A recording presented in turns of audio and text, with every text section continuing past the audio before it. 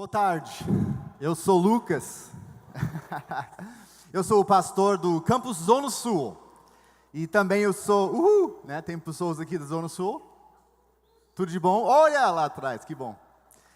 E eu sou também o marido da Teresa, que está aqui na frente, e também eu sou o pai de 3 filhos grandes, 3 filhos, Nathaniel, Jackson e Owen. E 10 anos atrás, a gente mudou para cá, né? Porque acho que vocês que não me conhecem, vocês já perceberam, né? Que eu não sou brasileiro, né? Eu não posso esconder isso. Eu não sou brasileiro. A gente mudou para cá 10 anos atrás. Não aqui para Montserrat, mas para o Brasil. 10 anos. E quando a gente chegou, eu e Teresa, nossa família, a gente não conhecia nenhuma palavra em português. Que aventura, né? Para chegar a um país que tu não conhece, a cultura, nem a linguagem. E foi uma grande aventura, até hoje. Então, olha, uma coisa que vocês têm que entender, né? Provavelmente, não, sem dúvida, eu vou falar alguma coisa errada, né? E também com o meu sotaque, alguma coisa estranha vai sair da minha boca, vai acontecer, né? Então, por isso, eu tenho 2 regras, tá? A gente juntos, né? Eu tenho 2 regras para nós, para vocês. A primeira, pode rir de mim, né? Pode. Algo vai sair engraçado, pode rir, por favor. Somos família, né? Então, é engraçado. Tu pode rir. Eu ri de mim, vocês podem rir de mim, tá? É importante. A segunda regra, realmente é mais importante, mais séria. É que isso, eu acredito que Deus quer falar conosco hoje, de tarde, através da palavra dEle. E não use minhas dificuldades em português como uma desculpa para não escutar a voz de Deus. Tá bom? Estamos juntos? Essas 2 regras. Tá bom com vocês? Então, vamos lá. Estamos fazendo essas séries de ativados. Essa ideia que cada um de nós, não é uma ideia, as Escrituras ensinam, né? Que cada um de nós que conhece Jesus tem um dom dado de Deus. E a gente precisa ativar e usar esses dons para servir no reino de Deus. E eu quero continuar nesse assunto hoje. Mas para começar, olha, eu somente tenho uma coisa para dizer para vocês. Olha, eu vou falar muita coisa, tá? Eu tenho uma passagem muito bacana, né, que eu quero estudar com vocês. Eu vou compartilhar uma história pessoal sobre nossa vida, eu e Teresa. Mas realmente, eu vou ficar aqui por um tempo falando muita coisa, mas realmente eu tenho somente uma coisa que eu quero que vocês possam lembrar quando sair daqui. O meu ponto principal. E eu quero te dar esse ponto agora, né? Porque é muito importante para mim que vocês lembrem esse ponto principal. A coisa que eu quero comunicar para vocês hoje. Eu tenho uma frase que é isso. Nosso chamado principal no reino de Deus não é para servir. Pô, para aí. Eu pensei que essas séries era sobre a importância, né, de servir. Calma. Deixa-me ler de novo e tem mais uma coisa para colocar no fim. Nosso chamado principal no reino de Deus não é para servir, mas para ser um servo. Todos os servos servem, mas todos que servem não são servos. Está entendendo? Não é sobre uma postura da coração. Não é sobre um serviço que a gente faz em vez em quando para Deus. Mas é sobre uma vida diariamente entregue a Jesus. Nosso chamado principal no reino de Deus não é para servir, mas para ser um servo. A passagem hoje, que eu quero passar um pouco de tempo com vocês nessa passagem, em Mateus capítulo 20. E tem um trecho de alguns 9 versículos que começa, essa passagem começa versículo 20 e vai para versículo 28. Então, se tiver uma Bíblia, pode abrir para Mateus 20, ou eu acho que eles vão colocar aqui também os versículos. Então, vamos lá, tá? Eu estou pronto. Vamos lá. Versículo 20. Então, aproximou-se de Jesus a mãe dos filhos de Zebedeu, com seus filhos. Então, pare aí. É muito importante quando tu lê as escrituras para tentar criar a imagem, a cena na tua cabeça. Eu sempre faço isso. Eu gosto muito de criar a cena. Eu penso em imagens, né? Então, tu pode imaginar Jesus está lá com os apóstolos dele e chega um mãe com seus filhos chegando juntos, esses 3. E tem que entender quem eram esses filhos de Zebedeu, dessa mãe. Esses 2 filhos eram os apóstolos Tiago e João. Então, tem esses 2 apóstolos, Tiago e João, chegando com a mãe deles. Então, ela chegou e, prostrando-se, fez-lhe um pedido. Então, ela se prostrou e ela fez um pedido para Jesus. 21. Jesus disse: "O que você quer?" perguntou ele. E ela respondeu: "Declara que no teu reino estes meus 2 filhos se assentarão, um à tua direita e outra à tua esquerda."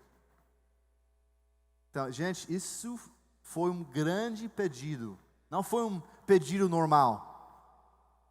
Então, a gente tem que entender aquele clima, o que estava acontecendo, o que ela estava realmente pedindo. Porque naquela época, Israel estava sob o domínio de Roma. E Israel estava angustiado. Eles não gostaram disso. Eles entenderam e eles acreditaram nas profecias sobre a vinda do Messias.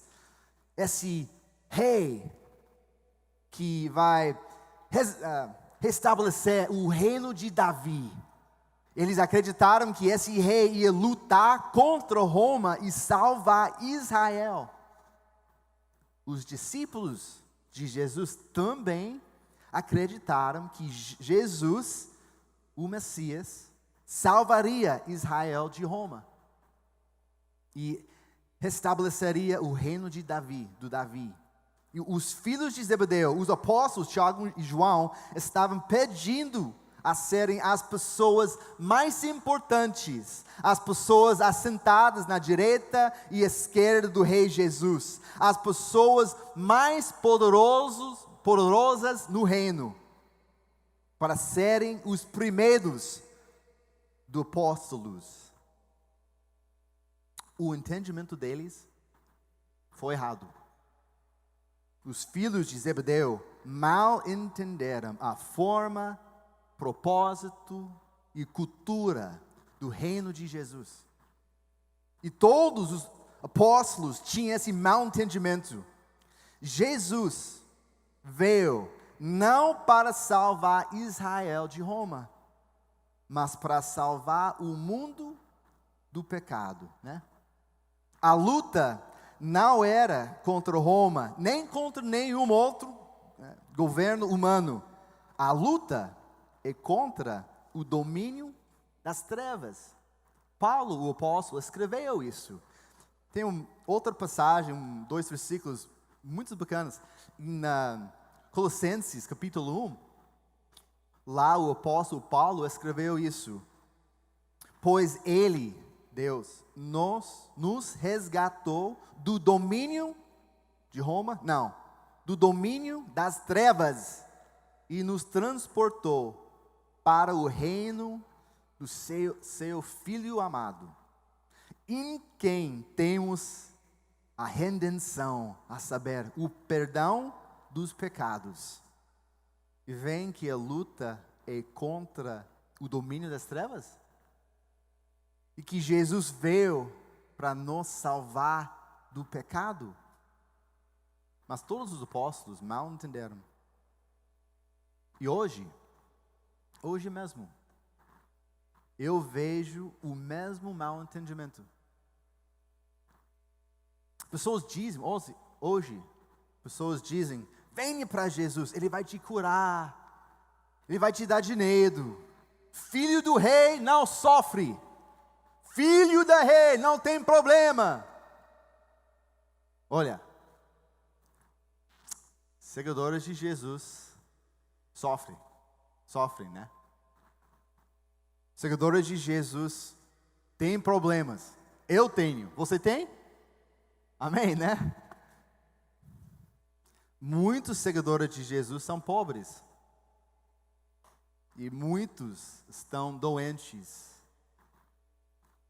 Semana passada eu estava lá na rua conversando com alguém que não faz parte dessa igreja, mas é um crente, um seguidor de Jesus. Estava conversando com ele e ele estava lá com a esposa dele. E esse casal, como se diz? Esse casal era mais avançado em idade. Pode dizer isso, né? São velhos, né? Tá. E ele estava falando comigo, e ele estava falando sobre a esposa dele. E ele disse, olha a minha esposa, né? Ela é velha, mas ela ainda está muito linda, ela é muito linda. Olha, isso é muito legal, né? Para ver um casal avançado em idade, né? Que ainda tem esse amor, né? Na visão dele, a esposa dele é muito linda, né? Que legal. E ele baixou um pouquinho, ele disse, olha, crente não fica feio. Eu acho que tem que ser uma piada, né? Porque olha, crente fica feio, né? Provavelmente vocês conhecem alguém, um crente, um seguidor de Jesus, que é feio, né? Olha, não apontem para ninguém, tá? Eu não quero fazer uma briga aqui. Mas a gente conhece. Olha, os últimos 2 meses, sabe que pessoas estavam me chamando Papai Noel? Não sei porquê, né? Papai Noel! Até pessoas que não conhecem. Olha, você não vai chamar alguém lindo Papai Noel, né? Não encaixa, não combina. Então, se tu me conhece, tu conhece pelo menos um crente que é feio, né? Crente fica feio. Mas olha, é engraçado, mas esse vem daquela ideia que para seguir Jesus é só bênção, só vida tranquila. Mas não é assim. E olha, Jesus não chegou, Ele não morreu, Ele não ressuscitou para nos salvar de idade, nem de nossos problemas. Mas Ele veio para nos salvar do pecado. Para nos dar perdão e vida eterna. Para nos levar a Deus. Para revelar o amor que Deus tem para nós, né? Então, esses apóstolos, Tiago e João, fizeram esse grande pedido para assentar na direita e esquerda de Jesus, porque eles não entenderam o reino de Deus. Eles pensaram que o reino traria poder, riqueza, influência, para eles. E olha, o próximo versículo, olha o jeito que Jesus respondeu. Versículo 22 e 23. Disse-lhes Jesus: vocês, Tiago e João, vocês não sabem o que estão pedindo. Podem vocês beber o cálice que eu vou beber? Podemos, responderam eles. Jesus lhes disse: certamente vocês beberão do meu cálice. Mas o assentar-se à minha direita ou à minha esquerda não cabe a mim conceder. Estes lugares pertencem àqueles para quem foram preparados por meu Pai. A fala de Jesus aqui é meio estranha, mas esses versículos são a chave para entender o que Jesus quer ensinar para Tiago e João e realmente para o resto dos apóstolos. E a gente vai voltar no fim para esses 2 versículos, tá?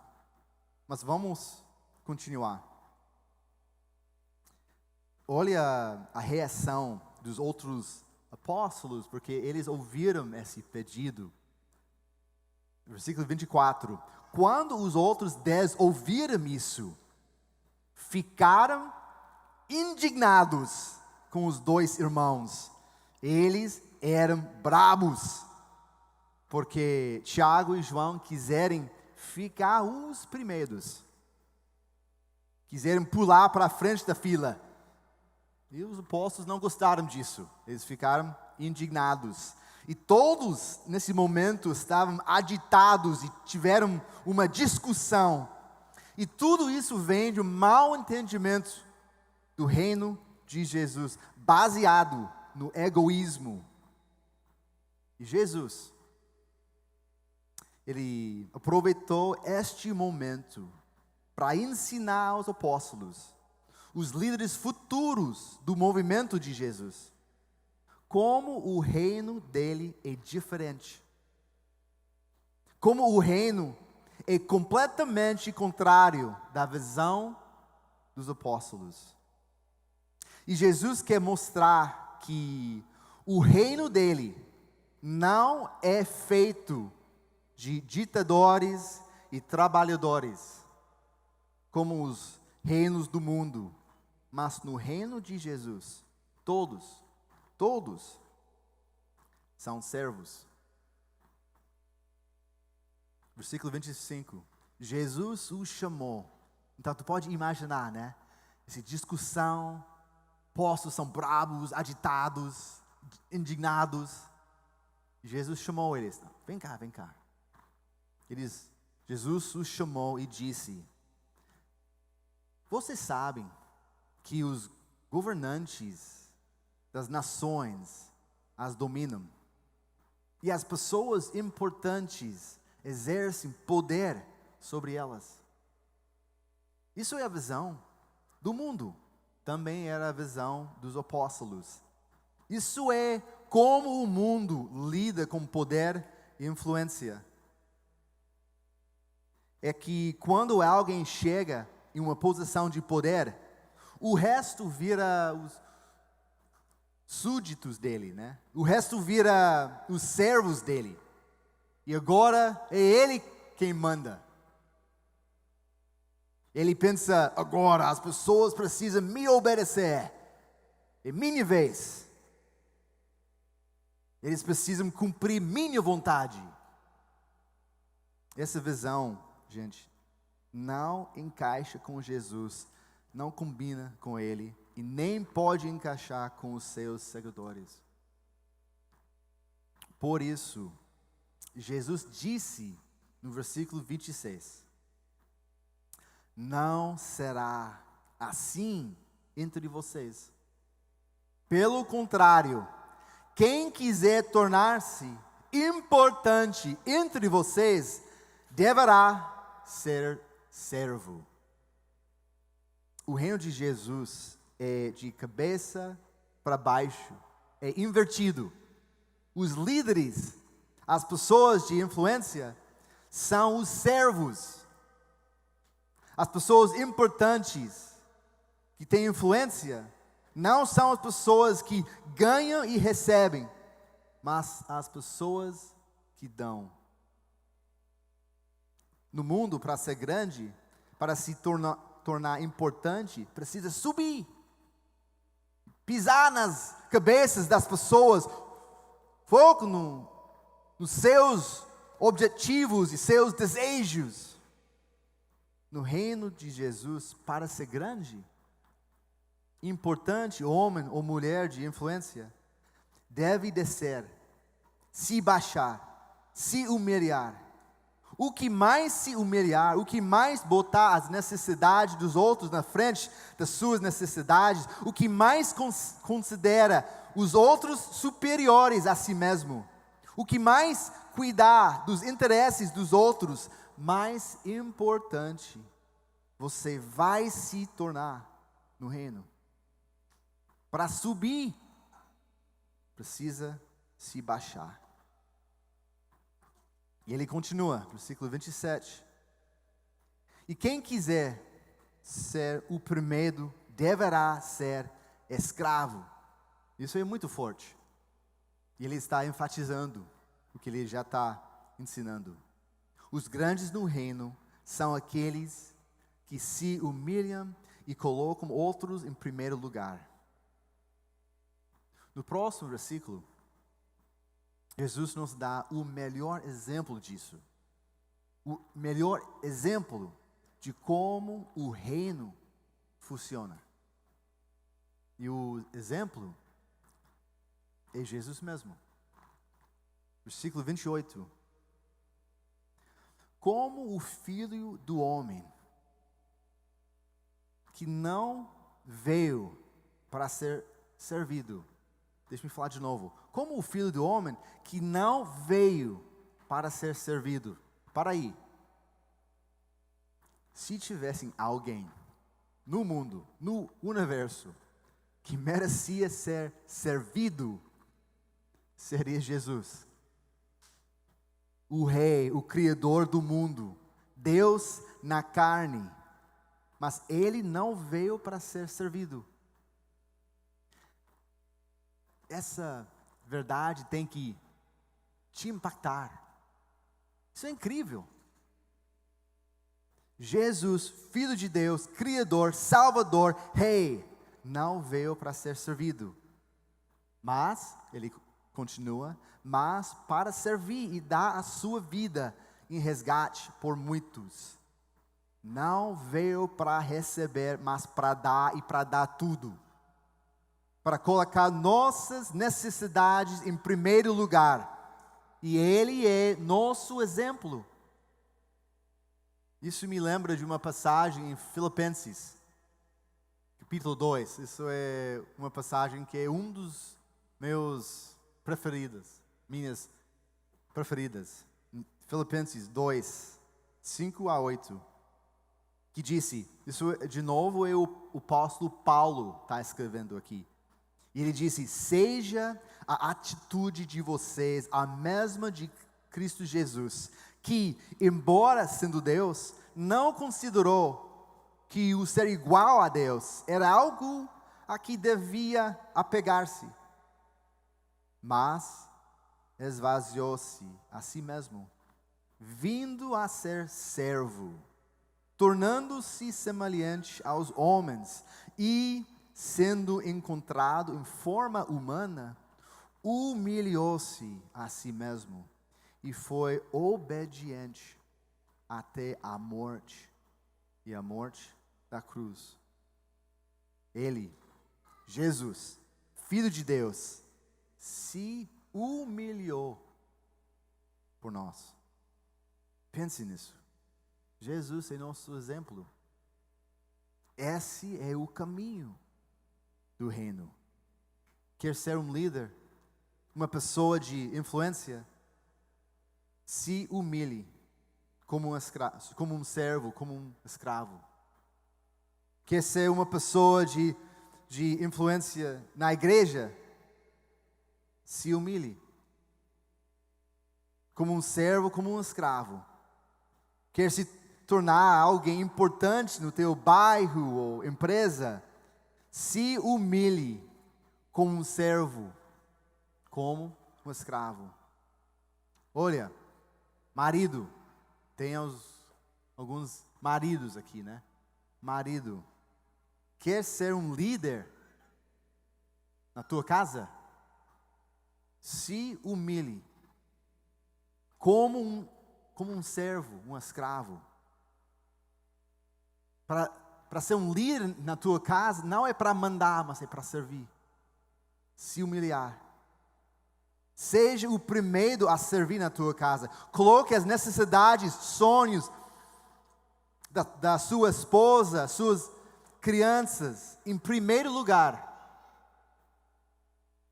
Abra mão dos seus direitos. Se torne um servo e siga o exemplo de Jesus. Isso é como ser um líder no reino, na tua casa. Tá, talvez vocês todos estão pensando, bom, então, preciso ser um servo. Boa ideia, gostei. Então eu vou colocar isso na minha lista de resoluções de 2020. Mas olha, Jesus aqui está pedindo mais, muito mais. A gente tem que entender o que é essa ideia de ser um servo no reino, essa postura de coração. Agora, Jesus quer nos dar uma imagem que vai definir para nós a cultura do reino. E para o que Ele, Jesus, Ele está nos chamando. Então, se lembra aqueles 2 versículos no início, versículos 22 e 23? Vamos voltar para esses versículos chaves. E olha, a palavra de Deus é muito rica. É muito legal, porque eu acho que um dia, Tiago e João lembraram essa conversa e eles entenderam completamente o que Jesus estava dizendo. Jesus, ele fez uma coisa muito incrível. Essa fala, em versículos 22 e 23, ele quer conectar essa conversa para uma outra história. Realmente 2 histórias, mas realmente essas 2 histórias são conectadas, faz parte de uma história maior. Mas ele fala e usa algumas palavras-chave, eles são links para conectar para essas outras 2 histórias que para eles ainda não aconteceram. Então é por isso que acho que um dia depois, Tiago e João, eles entenderam quando eles pensaram sobre essa conversa. Essas palavras-chave, versículos 22 e 23. A primeira palavra-chave, a primeira palavra que é um link para outra história que para eles foi no futuro, é a palavra cala-se. Olha de novo, versículo 22. Disse-lhe Jesus: vocês não sabem o que estão pedindo. Parem vocês beber o cálice que eu vou beber. Para que é isso? Mas isso é um link, essa palavra cálice. Essa palavra cálice nos transporta para uma outra cena, uma outra história que aconteceu 2 semanas depois dessa conversa aqui. Lá no jardim Getsemane. A noite que Jesus foi traído. Se lembra dessa história? Aquela noite, Jesus chamou Pedro, Tiago e João com ele para orar. E 3 vezes Jesus orou: meu Pai, se for possível, afasta de mim este cálice. Esse cálice representa o sofrimento que Jesus ia experimentar, sofrer lá na cruz. E ele estava pedindo: Deus, se for possível, afasta de mim este cálice, esse sofrimento. Mas ele continuou. Ele disse: contudo, isso é muito importante. Muitas vezes, quando a gente ora, a gente para ali, né? Ah, Deus, tira esse sofrimento de mim. Mas olha o jeito que Jesus terminou a oração. Ele disse: contudo, não seja como eu quero, mas sim como tu queres. Isso é muito forte para mim. Então tem essa cena, a noite antes da crucificação de Jesus, onde Jesus confessou a dedicação dele para a vontade do Pai, não importa o custo pessoal. E entende o que ele está dizendo para Tiago e João, quando ele perguntou: podem vocês beber o cálice que eu vou beber? Ele está dizendo: vocês podem se dedicar e sofrer pela vontade de Deus como eu vou sofrer. Ele continua, versículo 23. Jesus lhes disse: certamente vocês beberão do meu cálice. E aqui Jesus está profetizando sobre o futuro do Tiago e João, e realmente de todos os apóstolos. Mas aqui é mais do Tiago que João. João seguiu Jesus, ele foi um apóstolo, e ele sofreu, todos os apóstolos sofreram por isso, e João também. Mas Tiago, ele sofreu um pouco mais que João. Sabe que 11 anos depois dessa conversa com Jesus, o rei Herodes, ele matou Tiago pela espada. Só 11 anos depois. Então Jesus estava profetizando, né? Eles vão beber esse cálice. Mas Jesus continua: mas o assentar-se à minha direita ou à minha esquerda não cabe a mim conceder. Estes lugares pertencem àqueles para quem foram preparados por meu Pai. E tem mais duas palavras-chave aqui, mais dois links para conectar essa conversa para outro momento, outra história no futuro. Essas chaves, esses links, são as palavras direita e esquerda. Quem vai sentar nesses lugares na direita e esquerda do trono de Jesus no reino? Quer saber? Não é um segredo. Quer saber? Vamos virar para Mateus 27. Porque esses dois links, essas palavras-chave são conectados para aquela história em Mateus 27, versículos 35 até 38, que diz assim: depois de o crucificarem, então isso é a crucificação de Jesus. Depois de o crucificarem, dividiram as roupas dele, as roupas de Jesus, tirando sortes, e sentando-se vigiavam-no ali. Olha, de novo, é muito importante para criar essa cena na tua cabeça. Então tem Jesus crucificado, pessoas em volta dele vigiavam. E por cima da sua cabeça, então tem Jesus lá na cruz, e por cima da cabeça dele eles penduraram uma placa, né? E eles colocaram por escrito a acusação feita contra ele. E disse assim: este é Jesus, o rei dos judeus. 2 ladrões foram crucificados com ele. Olha ali. Um à sua direita e outro à sua esquerda. Estes lugares, na sua direita e esquerda, são eram dos 2 ladrões. Aqui na crucificação tem a imagem, olha, essa imagem é muito pesada para mim. Aqui na crucificação tem a imagem de nosso rei entronizado. E essa imagem capta o caminho e cultura do reino. O rei, humilhado, nu, espancado e ensanguentado.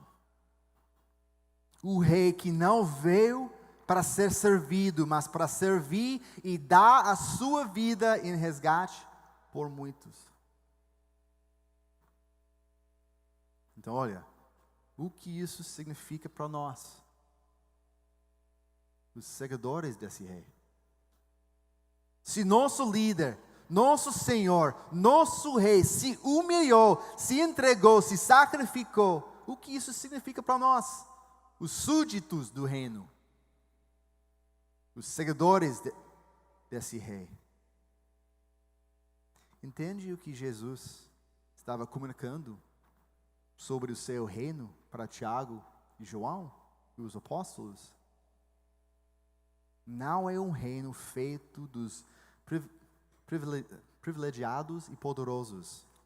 Não é um reino onde o foco é em meu sucesso, em minha influência, na minha fama, no meu conforto.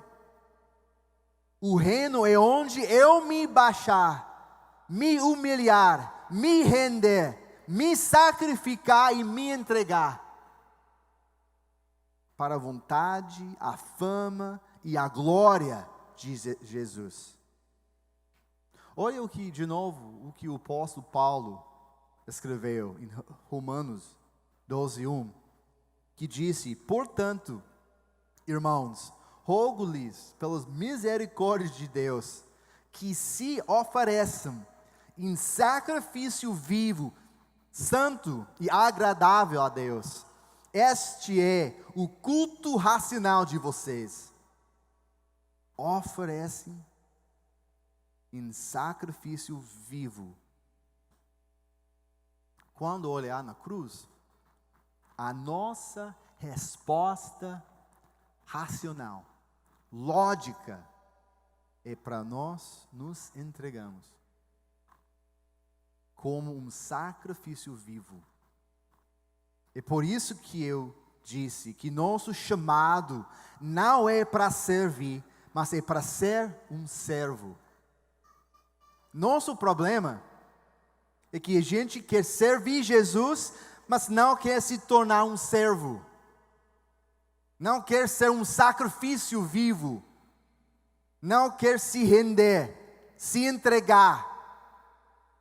Uma pessoa que serve, ajuda de vez em quando no berçário, paga o dízimo, frequenta de uma célula de vez em quando. Mas olha, um servo é diferente.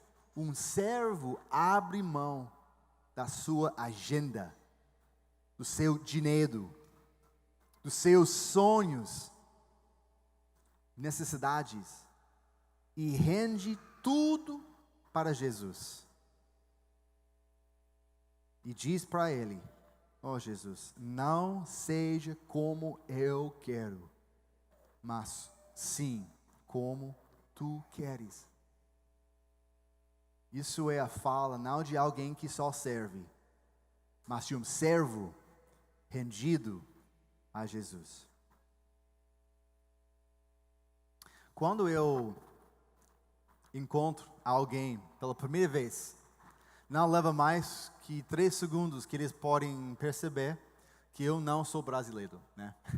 Eu não posso esconder isso.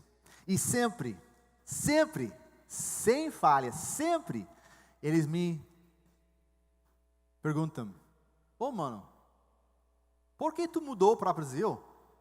Sempre, eu tenho que responder para essa pergunta todo dia.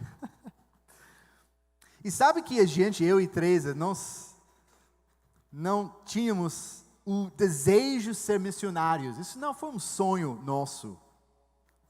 Nossa jornada para o Brasil começou no meu escritório.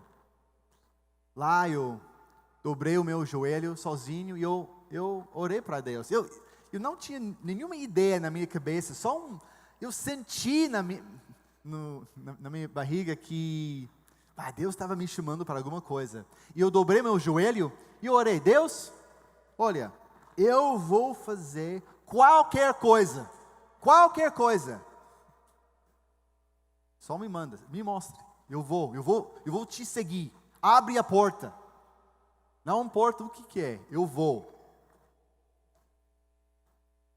Uma semana depois, olha só, isso é engraçado. Não é engraçado. Mas é engraçado. Uma semana depois, sabe quem me ligou? Pastor Shane. Eu encontrei ele, foi uma história longa, né? Mas ele estava aqui, eu conheci ele, eu visitei ele aqui no Brasil, né? Mas eu não senti chamado, né? Para ser um missionário, mas foi uma experiência legal. Ele estava voltando para os Estados Unidos por um tempo, para viajar, e ele me ligou, Lucas. E a gente conversou, e para fazer uma história longa, mais curta, ele convidou eu e Teresa, nossa família, para mudar para cá, para plantar igrejas aqui no Rio Grande do Sul. Que legal, né? Que aventura, seguindo Deus, ficando no meio da vontade dele, né? Mas não foi muito fácil, né? Porque eu e Teresa, tem que se lembrar, né? Tem que lembrar que a gente não tinha esse desejo, esse sonho de sair dos Estados Unidos, ficar missionários. Então a gente oramos muito, conversamos com várias pessoas, mas depois de um ano, ficou muito claro para nós. A gente ficaram convencidos, né? Que a vontade de Deus para a nossa vida era para mudar para o Brasil. E que bênção, né? Para seguir Deus, para ficar no meio da vontade dEle, é só bênção, né? Crente não fica feio. E olha, só uma coisa rapidinho. Eu amo o Brasil. E os últimos 5 anos que a gente estava aqui em Porto Alegre, porque nós mudamos para o Brasil 10 anos atrás, mas nós mudamos para cá 5 anos atrás, aqui em Porto Alegre, para fazer parte de Montserrat. Esses últimos 5 anos, eu não estou mentindo, esses últimos 5 anos têm sido os melhores anos de nossa vida. Sério. E olha, o Brasil não é mais nosso campo missionário, é nossa casa, né? Mas não sempre foi assim. Os nossos primeiros anos aqui no Brasil foi muito difícil. O primeiro ano, porque tu tem que lembrar que a gente não conhecia nenhuma palavra em português, né? Quando a gente chegou aqui. E nosso primeiro ano aqui no Brasil foi o pior ano de nossas vidas. O pior. Me tornei uma criança. Porque olha, quando tu falar como uma criança, pessoas te tratam como uma criança. Gente, não é fácil para ser homem, né? Líder e virar uma criança. E foi muito difícil. Essa luta com o meu orgulho foi difícil. E aquele primeiro ano, aprendendo português, foi o pior ano de nossas vidas. Até o segundo ano. Gente, o segundo ano ficou o pior ano de nossas vidas. Foi terrível. E foi o pior ano de nossas vidas. Até o terceiro. Muitas coisas muito difíceis aconteceram naquele terceiro ano. E até hoje, nossas vidas, o terceiro ano foi o pior. E a gente sofreu muito, fisicamente, emocionalmente, espiritualmente. Tínhamos, eu e Teresa, ataques de pânico. E para vocês que não conhecem, que é muito bom, mas quando eu tinha um ataque de pânico, eu senti que eu estava tendo um infarto. E realmente eu acreditava que eu estava morrendo. E vem de nada, essa sensação. Uma vez eu estava com meus filhos, aqui em Porto Alegre, na Lindóia. A gente foi para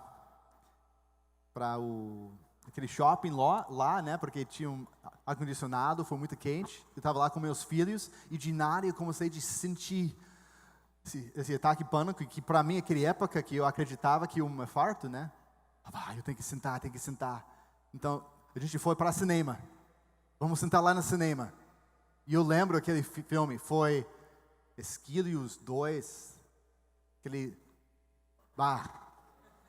se não foi infarto, seria o filme. O pior filme do mundo. É terrível. Pior que foi dublado. Então, a gente estava lá, com meus filhos, né? Eu estava sentindo, eu vou morrer. E realmente, gente, eu pensava que eu estava morrendo. E olha, ficou muito sério. Eu saí daquele cinema, aquele filme, porque eu não queria morrer ao lado dos meus filhos. Eu não queria dar essa imagem para eles, para ficar com eles a vida inteira. Então eu saí para o corredor do shopping para morrer lá, porque pensei que seria melhor. Hoje é engraçado, mas, gente, foi muito pesado aquela época. E Teresa também, ela tinha esses ataques pânicos também, mas foi diferente para ela, porque ela sentiu que a garganta ela estava fechando. Então ela pensou que ela estava sofrendo de um choque anafilático, uma reação, né? Porque a primeira vez que ela tinha esse ataque de pânico, ela estava lá no sushi. E ela pensou que talvez ela tinha uma reação para o peixe cru, né? E ela pensou, eu vou morrer.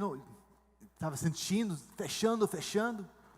Várias vezes a gente corremos para o hospital para salvar ela, porque a gente pensava que ela estava morrendo. E, gente, foi muito tenso. Naquela época também, eu entrei em uma depressão muito profunda. Não somente estava triste, mas pensava que minha vida estava acabando. Tinha dias que eu não saio da cama. E, gente, foi um sofrimento que a gente nunca conhecia. Foi muito pesado. Uma noite, 7 anos atrás, foi uma noite de muito sofrimento. Porque, acho que foi a graça de Deus, mas geralmente quando eu estava muito baixo, sofrendo, a Teresa estava bem. E quando eu comecei a subir, de sair daquela depressão e sofrimento, ataque de pânico, Teresa entrou. Então tinha essa coisa assim, né? Mas aquela noite, 7 anos atrás, eu estava podre, sofrendo. Teresa estava sofrendo, juntos, tristes. E eu tinha uma conversa com ela.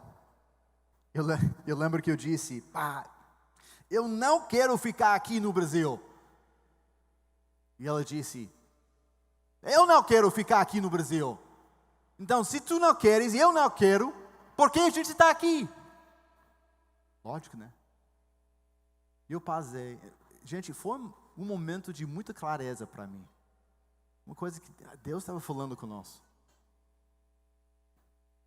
Eu pausei, eu olhei na Teresa e eu perguntei, Teresa, por que mudamos para cá? Se lembra? É porque era a vontade de Deus.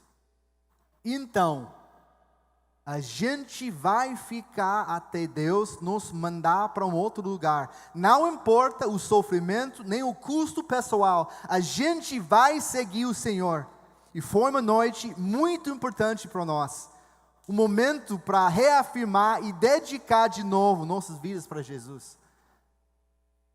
Para colocar essa ideia, essa história pessoal, para colocar essa ideia em nosso vocabulário da mensagem de hoje, é assim, é dizer, a gente mudou para o Brasil, não para servir Deus, a gente mudou para cá, porque somos servos, olha, nem precisa bater palmas, obrigado, mas nem precisa, porque olha, o que eu estou tentando dizer para vocês, para ser um servo, é o padrão do reino. Para ser um servo, somente está fazendo o padrão do reino. Eu e Teresa estamos tentando ser sacrifícios vivos. E uns dias são melhores do que os outros, né? Mas entendemos que o chamado de Deus, o caminho do reino, é para se render e se tornar um servo que vive pela vontade do rei. Um servo que olha na cruz e diz, meu rei, eu me rendo, sou o seu servo, não me importa o custo, vou te seguir. Eis-me aqui. Nossa luta é que queremos acreditar em Jesus, mas não queremos viver no seu reino. Queremos servir, mas não queremos nos tornar um servo. E Jesus está nos chamando para abrir a mão de nossa vida, nossa vontade, nossas necessidades, nosso sucesso, nosso conforto, e nos tornar um servo do Rei. Ele não quer só nosso serviço, Ele quer tudo de nós. Deus quer servos que não pensam no que é melhor para a vida deles, o que será mais fácil. Servos que não pensem no que é mais confortável, ou mais lucrativo, ou mais vantajoso, mas Ele quer servos que abrem mão da sua própria vida e se entregam e obedecem o Rei, não importa do custo. Eu acredito que Deus está levantando aqui servos do reino, e Ele está chamando nós para se entregar, para se render ao nosso Rei crucificado. Hoje eu acho que tem duas decisões que a gente tem que pensar. Eu acredito que tem pessoas aqui que não conhecem Jesus. Ele é uma cara, Ele é legal, mas eles não conhecem salvação. E talvez Deus estava falando contigo, talvez por semanas, por meses, Deus estava falando contigo, tu está sentindo que, eu estou afastado de Deus, eu preciso de perdão, eu sou culpado. Olha, Jesus morreu por você. Ele morreu para oferecer para você perdão, vida eterna. Ele quer te reconciliar com Deus. E eu quero te dar, se tem uma pessoa aqui que Deus está falando com eles, que eles precisam realmente, para a primeira vez, acreditar em Jesus como o único Salvador e Senhor, eu quero dar para você a oportunidade para fazer isso.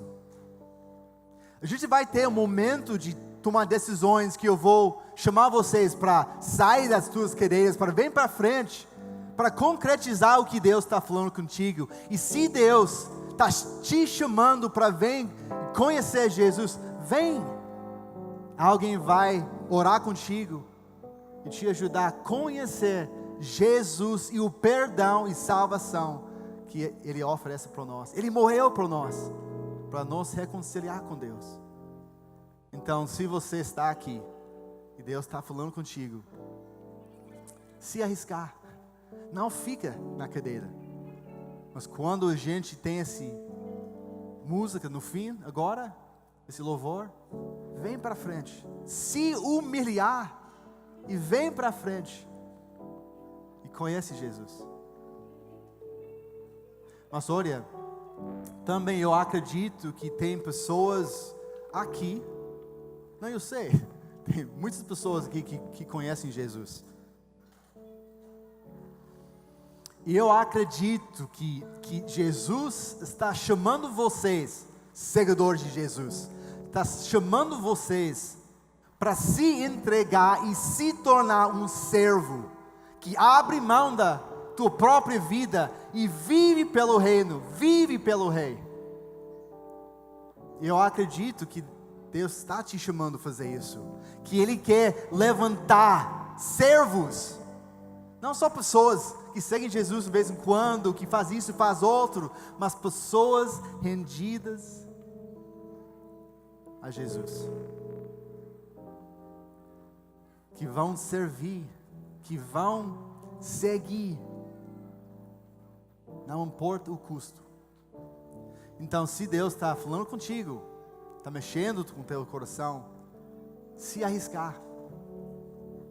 Quando a gente ficar de pé e começar de cantar, se arriscar, vem para frente, se humilhar e se tornar um servo, mãos abertas, um coração humilhado. Jesus, eu vou fazer qualquer coisa que tu quer que eu faça, só abre a porta, eis-me aqui. Vamos ficar de pé. E a gente vai começar a cantar. E eu quero chamar vocês que querem tomar uma decisão. Olha, se Deus não está mexendo contigo, não vem. Não vem.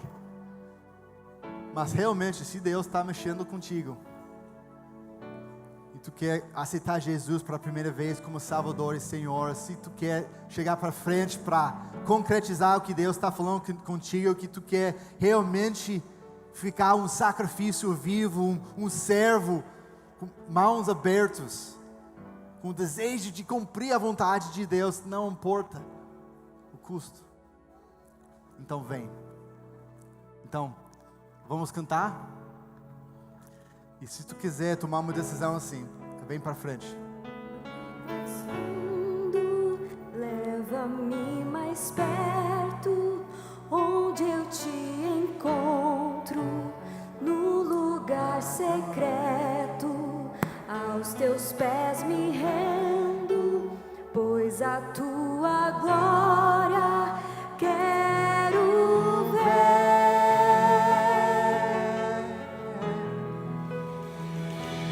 Tudo que eu mais quero é te ver, me envolva com tua glória e poder, tua majestade é real, tua voz ecoa em meu ser.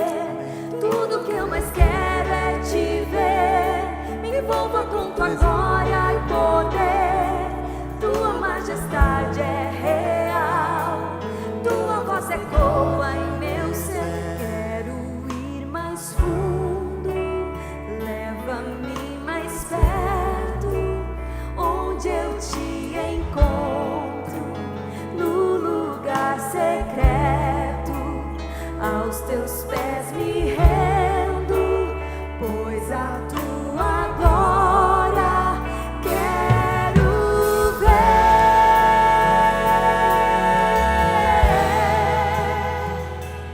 Tudo que eu mais quero é te ver, me envolva com tua glória e poder, tua majestade é real, tua voz ecoa em meu ser. Tudo que eu mais quero é te ver, me envolva com tua glória e poder, tua majestade é real, força ecoa em meu ser.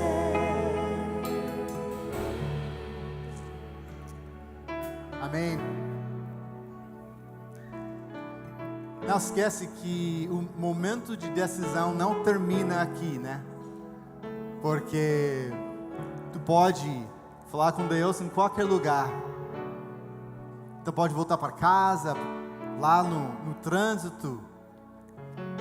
Olha, eu acredito que Deus realmente quer levantar mais e mais servos rendidos ao reino, né?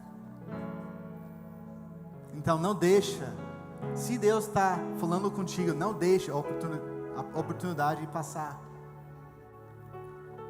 Eu quero convidar o pastor Tércio para chegar aqui.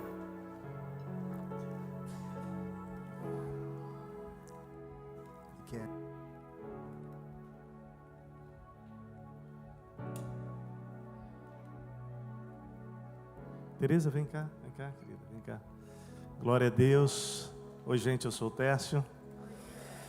Eu não sei para você, eu ouvi essa palavra pela manhã, agora à noite, e de manhã eu disse isso, quero repetir isso. Quem tem ouvidos, ouça o que o Espírito falou. E hoje é um dia especial, importante, especialmente nessa jornada de 10 anos do Lucas e Tereza aqui. Porque é um grande desafio transmitir um recado de Deus na língua que não é a sua. Um grande desafio. Falar coisas profundas na nossa língua já é difícil, né? Quanto mais numa língua que não é a sua. E eu disse isso pela manhã e quero repetir isso, Lucas. De que não foi uma vitória gramatical de português hoje. Foi a experiência de ser um canal para trazer um recado do céu que a gente pode ouvir claramente, porque é a voz de Deus. Então eu quero louvar a Deus por isso, porque Deus usou poderosamente o Lucas hoje aqui. Vamos aplaudir Jesus. Obrigado, Lucas. Louvado seja. Eu sempre digo isso para a equipe pastoral e eu quero dizer isso para a igreja hoje. Há uma grande diferença entre ser usado por Deus e ser aprovado por Deus. Então eu quero pegar essa frase e grudar na mensagem que Deus falou hoje. A diferença está exatamente no fato de que eu posso ser usado, mas não ter o coração de servo no servir. O que Deus falou conosco hoje é que nós não fomos chamados para servir apenas. O primeiro chamado é ser servo. Sabe o que acontece? Quando você serve com o coração de servo, aí sim você não foi só usado, você foi o quê? Aprovado por Deus. O ano da nossa igreja, esse ano nós vamos trazer oficialmente esse tema, mas nós vamos falar sobre consagração esse ano. Então essa mensagem de hoje, da semana passada, quando o nosso querido Maidana falou também sobre essa experiência de ser servo, não dentro da igreja, mas onde nós estamos com a vocação que Deus nos deu, e tudo isso tem a ver com consagração. O cerne é o coração. Vamos orar? Dá a mão para quem está do teu lado aí. Eu queria que você estendesse também. Quer dizer, com as mãos dadas não dá, mas queria que você orasse por esse casal. São nossos pastores na Zona Sul. Nós estamos esse ano estendendo os nossos braços, né? A igreja já existe lá em Canoas com 200 pessoas, lá em Gravataí quase 200 pessoas, lá na Zona Sul com 130 pessoas. E nós estamos estabelecendo campos, né? Quando a gente fala campus, é a igreja que já existe, ela vai começar a se organizar para estabelecer cultos, como acontece aqui no domingo, nesses lugares também. E Lucas e Tereza são os nossos pastores lá na Zona Sul. Nós vamos orar por eles também, assim como a Aidana, Cleusa, André, Sidneia, que pregam semana que vem aqui. Vamos orar então? Amado Deus, a gente teme e treme diante da tua voz, da tua palavra, palavra doce, ó Deus, como mel, mas também penetrante como uma espada de 2 gumes, que penetra e divide alma e espírito, junta e medula. Deus, louvamos o teu nome por essa noite, pelo teu espírito, pela vida do teu servo Lucas, pela Teresa, pelos filhos, pela família, pela instrumentalidade, pela clareza, Senhor, pela clareza da tua voz. E nós pedimos, Senhor, que o teu espírito de fato nos leve ao sair daqui hoje, ó Deus, a tua presença, Senhor, continuamente, não esquecendo que o Senhor não está aqui nesse lugar, mas o Senhor habita em nós, e o Senhor irá conosco. E nessa comunhão que temos contigo, lá no quarto secreto, como ele falou aqui, dirigindo, em qualquer ambiente, lugar, nós possamos responder a esta palavra de chamado para sermos servos, e considerarmos esse o nosso maior título, nossa maior posição no reino, porque o Senhor, sendo Deus, esvaziou-se de si mesmo e tomou a forma humana, e como o homem não quis ser o mais importante, ao contrário, nos ensinou os valores do teu reino tão bem transmitidos hoje aqui, humilhou-se a si mesmo, ó Deus, a fim de que nós pudéssemos receber vida abundante e seguirmos o mesmo caminho do nosso Senhor Jesus. Queremos sim, Senhor, queremos sim, Pai, servos do Senhor Jesus, doulos, escravos, o Pai, entender que isso é o que faz com que, ó Deus, nós possamos tornar conhecido, ó Deus, um reino que é tão diferente do reino desse mundo, Pai. Ó Deus, e a glória do Senhor há de se manifestar na nossa vida, menos de nós e mais do Senhor. Casamentos serão restaurados quando nossos corações forem de servos. Pais e filhos, relacionamentos serão restaurados quando nossos corações forem humildes de servos. Líderes, pastores realizarão ministérios abençoadores quando o coração for de servos, Pai. Homens e mulheres serão uma bênção nos seus ambientes profissionais, quando entenderem o seu chamado de servo, Pai. Pais abençoarão filhos, filhos a pais, maridos a esposas, esposas a maridos. Amigos serão melhores amigos como servos. Oh Pai, que caminho maravilhoso esse que o Senhor nos chamou hoje à noite aqui. Que cada um de nós responda ao Senhor. Todo louvor, toda honra e toda glória seja dada a Ti. Pai, unge a vida do Lucas, da Teresa, enche do Teu Espírito Santo na missão de pastorear a igreja do Senhor Jesus, Monte Serra. Ó Deus, esta igreja que se multiplica em tantos endereços ali na Zona Sul, mesmo a Dana, Cleusa, André, Cid, ó Deus, Robson, Ingrid, cada um de nós, os servos que o Senhor está preparando, Senhor, lá, ó Deus, também no Vale dos Sinos, nossos irmãos amados e queridos, cada um de nós nos ambientes de trabalho, na nossa casa, na nossa vizinhança, por onde andarmos, nesse estado do Rio Grande do Sul, fora dele, que sejamos servos, como Jesus foi, e tudo isso, para a glória daquele que é digno de receber toda a honra, todo o louvor e toda a glória, Jesus Cristo. Amém. Amém. A Ele todo louvor. Vamos aplaudir Jesus, porque só Ele é digno.